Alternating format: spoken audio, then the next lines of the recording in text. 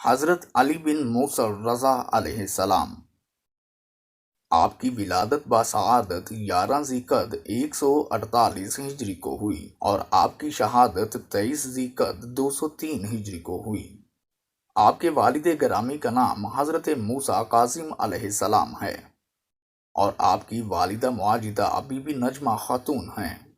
آپ کا نام مبارک علی علیہ السلام ہے اور کنیت ابو الحسن، اور آپ کے القاب سراج اللہ، نور الہدی، قرۃ المومنین، مقیدۃ الملحدین، کافی الخلق، الرضی، الرضا، رب السریر، فاضل، صابر، وفی، صدیق ہیں۔ یقیناً امام علیہ السلام کا ہر لقب آپ کی خاص شخصیت کی نشاندہی کرتا ہے۔ ان میں سے دو القاب کی طرف ایک اشارہ۔ رضا۔ شیخ صدوق رحمۃ اللہ علیہ نے نقل کیا ہے کہ حضرت موسیٰ کاظم علیہ السلام اپنے فرزند علی کو رضا کے لقب سے یاد فرماتے تھے۔ میرے بیٹے رضا سے کہیں میرے پاس آئے۔ جب امام تقی علیہ السلام کے سامنے اعتراض ہوا کہ مامون نے یہ لقب دیا ہے، آپ نے فرمایا خدا کی قسم جھوٹ کہتے ہیں اور گناہ کے مرتکب ہوئے ہیں۔ خدا نے آپ کو رضا کہا اس لیے کہ آسمان پر خدا اور زمین پر رسول خدا اور ائمہ حدیث ان سے راضی و خوشحال تھے۔ بزنطی کہتے ہیں کہ میں نے سوال کیا کیا دوسرے ائمہ سے خدا راضی نہیں تھا؟ فرمایا کیوں نہیں؟ عرض کیا پھر کیوں فقط آپ کے والد کو یہ لقب ملا؟ فرمایا اس لیے کہ دوست و دشمن دونوں آپ سے راضی تھے اور یہ کیفیت کسی اور کے ساتھ پیش نہ آئی۔ امام موسیٰ کاظم علیہ السلام اپنے بیٹوں سے فرماتے تھے آپ کا یہ بھائی علی عالم آل محمد ہے، لہٰذا اپنے دینی سوالات ان سے کرنا اور جو بھی آپ سے کہے اسے حفظ کر لینا۔ تاریخ اور روایات میں آپ کے اخلاق حسنہ اور والا مقام خصلتوں کا بہت زیادہ تذکرہ ملتا ہے۔ ابراہیم بن عباس نے ایک روایت میں آپ علیہ السلام کے اخلاق حسنہ میں سے 14 صفات کا تذکرہ کیا ہے۔ کبھی بھی ایسا نہیں دیکھا کہ امام رضا علیہ السلام نے کسی پر ایک حرف بھی ظلم کیا ہو۔ کبھی بھی نہیں دیکھا کہ امام رضا علیہ السلام نے کسی کی بات کاٹی ہو۔ کبھی بھی دیکھا نہیں کہ امام رضا علیہ السلام نے اپنی بارگاہ سے کسی محتاج کو پلٹایا ہو۔ امام رضا علیہ السلام کبھی بھی کسی کے سامنے پیر نہیں پھیلاتے تھے۔ امام رضا علیہ السلام اپنے ساتھ بیٹھے ہوئے لوگوں کے سامنے ٹیک لگا کر نہیں بیٹھتے تھے۔ امام رضا علیہ السلام کبھی بھی اپنے خادموں اور کام کرنے والوں کو جھڑکتے نہیں تھے۔ امام رضا علیہ السلام کسی کی آنکھوں کے سامنے لعاب دہن نہیں پھینکتے تھے۔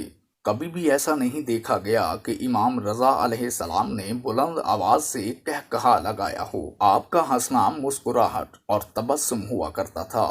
جب امام رضا علیہ السلام دسترخوان پر تشریف لاتے تھے، تمام خادموں اور غلاموں کو اپنے دسترخوان پر ساتھ میں بٹھاتے تھے۔ امام رضا علیہ السلام بہت کم سوتے اور بہت زیادہ جاگتے تھے اور رات کے زیادہ تر حصے میں بیدار رہا کرتے تھے۔ امام رضا علیہ السلام بہت زیادہ روزہ رکھا کرتے تھے۔ ہر مہینے کے 3 دن روزے ان سے فوت نہیں ہوتے تھے اور فرماتے تھے یہ روزہ پورے سال روزہ رکھنے کی طرح ہے۔ امام رضا علیہ السلام بہت مخفیانہ طور پر صدقہ دیتے اور احسان فرمایا کرتے تھے اور اس نیک عمل کو اکثر اندھیری راتوں میں انجام دیتے تھے۔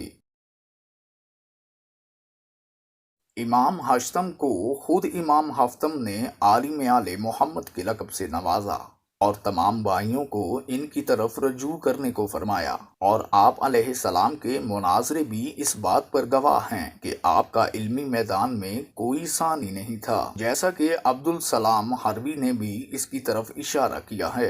امام رضا علیہ السلام سے بزرگ عالم میں نے نہیں دیکھا اور کوئی ایسا عالم جس نے آپ کو دیکھا ہو اور آپ کی برتری کی گواہی نہ دی ہو۔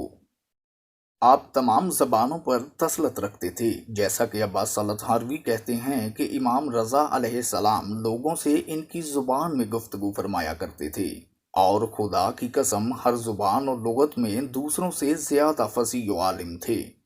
حضرت امام رضا علیہ السلام کی مدت امامت تقریباً 20 سال ہے، جس میں تقریباً 18 سال مدینہ منورہ میں رہے اور 3 خلفاء عباسی کا دور دیکھا۔ اس میں جب مامون کا دور آیا تو اس نے سازش کے تحت آپ علیہ السلام کو مدینہ سے مرو بلوایا اور ولی عہدی کا منصب پیش کیا، جس کی پوری ایک داستان ہے جو اس ویڈیو میں مکمل نہیں آ سکتی۔ امام علی بن موسیٰ رضا علیہ السلام کی قبر مطہر ایران کے شہر مشہد میں ہے، جو آج بھی مرجع خلاق خاص و عام ہے۔ شیعہ ڈاکومنٹری کے معزز ناظرین کرام، اگر آپ کو ہماری یہ ویڈیو پسند آئی ہو، چینل کو لازمی سبسکرائب کیجئے، لائک، کمنٹ اور شیئر کرنا بالکل مت بھولیے۔ ملتے ہیں کسی نئی ویڈیو کے ساتھ۔ اللہ نگہبان۔